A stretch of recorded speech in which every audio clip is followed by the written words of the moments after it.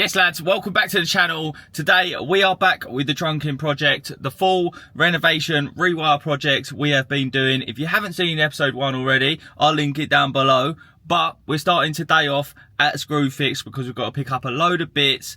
I'm going to try and get a mask because we're going to start wiring today, and that loft is absolutely carnage. And I know what you guys are going to say. Oh, Screwfix Sparky. Why do you use Screwfix?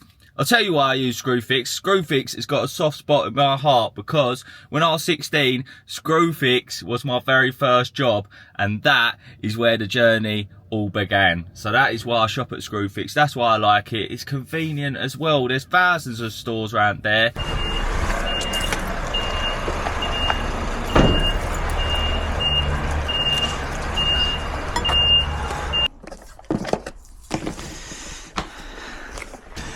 Lights secure. We got the 4 light down lights, white bezels, colour changeable.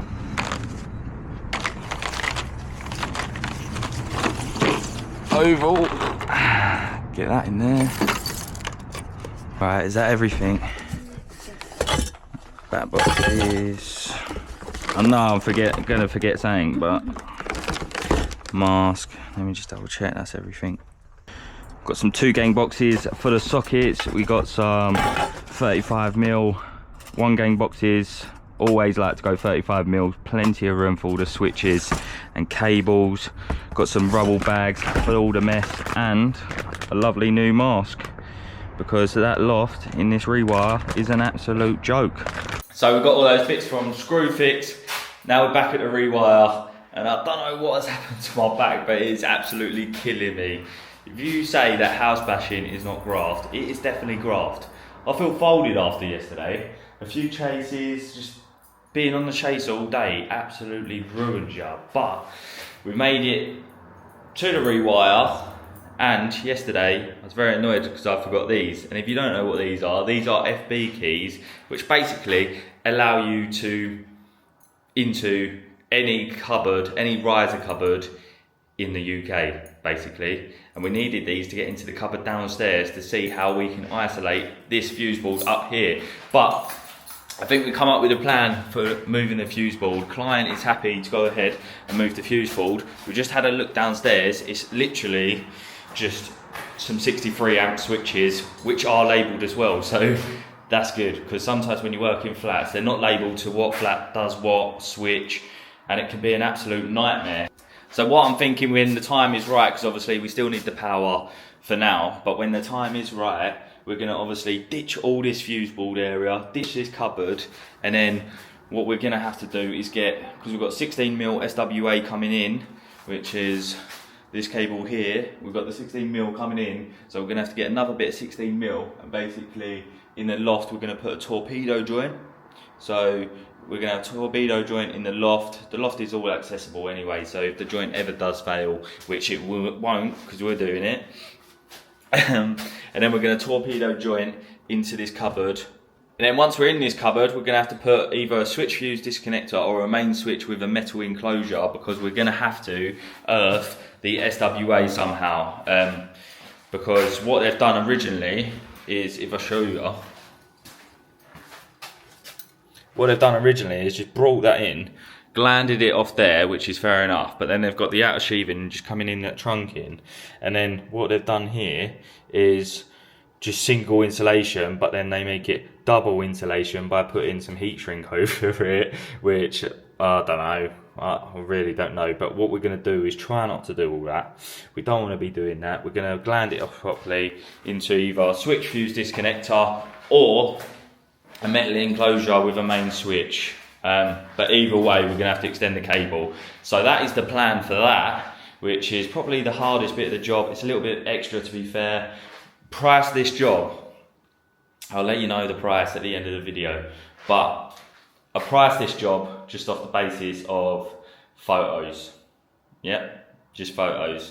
And then once the price was agreed, I come around, went through with the client what they want. Because I'll be honest with you guys, a lot of the time I'm pricing up jobs and it's just a waste of my time. So I try and get as many photos as possible and videos, and then I can price up. If they're happy with the price, then we can move forward, because otherwise I'm spending hours and hours quoting up and things like that, going to look at jobs, and then they don't even get back to you. So yeah, that's what we done. Sorry for the waffle, but I'm trying to just go through this whole job and explain everything that we are doing. So the plan of action today is, obviously we chased out all the boxes, got the cable routes up to the ceiling, so I'm going to start getting the boxes in. I'm probably going to be finishing off the chasing. I like to get all the dirty work done first, and then we can just wire up, throw some cables in basically. Once we get all the dirty work done first, then we can just throw some cables in.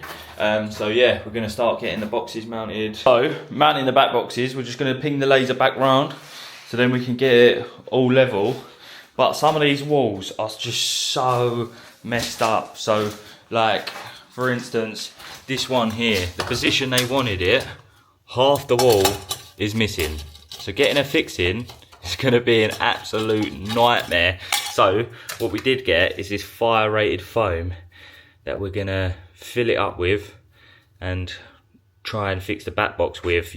First time I've used this stuff, I've never used this stuff before. Usually I'd probably spend about half an hour trying to get a bloody fix in, trying to get it fixed back.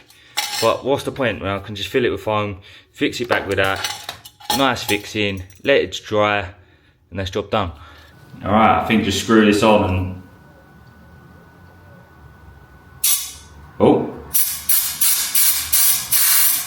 No. Oh, there we go.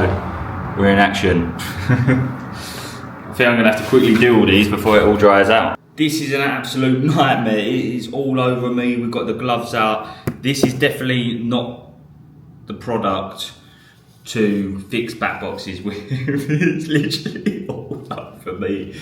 But what we are going to use it for is just to fill like the deep chases. We're going to fill the back of them, and like the old holes we're going to fill with it. We're not going to fix the back boxes with it because it's impossible. It don't go off quick enough and you can't get the level on it and things like that. So what we are doing is just going to fill the old holes with... Sorry, we might as well show you the attempt, because it was absolutely awful.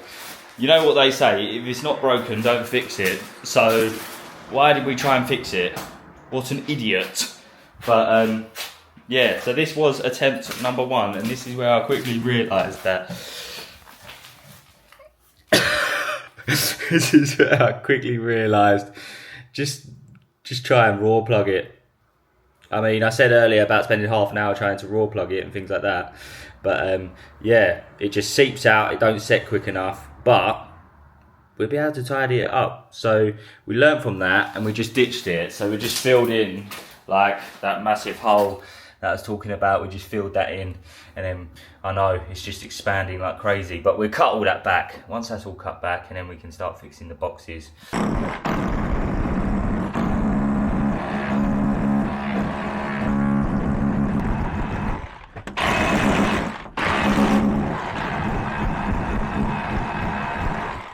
Question.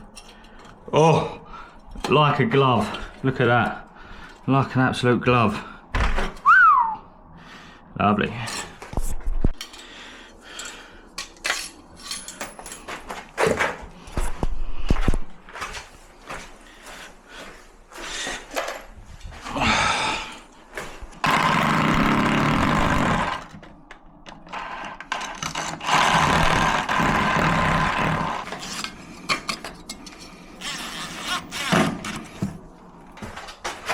Ping the laser through it, make sure it's nice and level. Bang level, that's what I'm talking about. Break time, half-time break. Jesus, these masks are pretty good though, but yeah, that is an absolute nightmare. This is taking a lot longer than I thought, to be honest. This red brick is an absolute killer. But we have got some progress, which is good. So this like utility area, we've finished chasing in here, got all the back boxes mounted. Little bit of a nightmare with these walls because the top brick is just so loose, so when you go to chase it out to get inside the ceiling, the brick just comes loose. So it is what it is, but we've sort of had to stitch drill the top and then chase it out.